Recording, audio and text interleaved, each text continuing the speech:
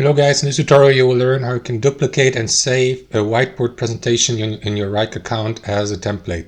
For instance, to use it as a foundation or a customizable foundation for future whiteboard presentations. So let us guide you through this. Alright guys, so as you can see, I'm in that space here inside my Wrike account. So click into the given whiteboard presentation. Then click into that gear icon here, options in the top left corner of the whiteboard presentation.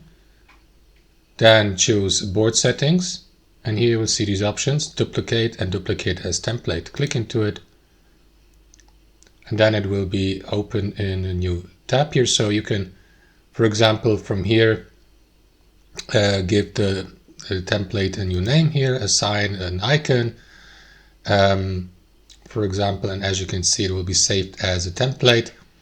Describe it, and here guys, click into save to save it as a template for your future whiteboard presentation. So I'm going to close this, and yeah, that's how I do it. Thanks for watching, and I'll see you next time.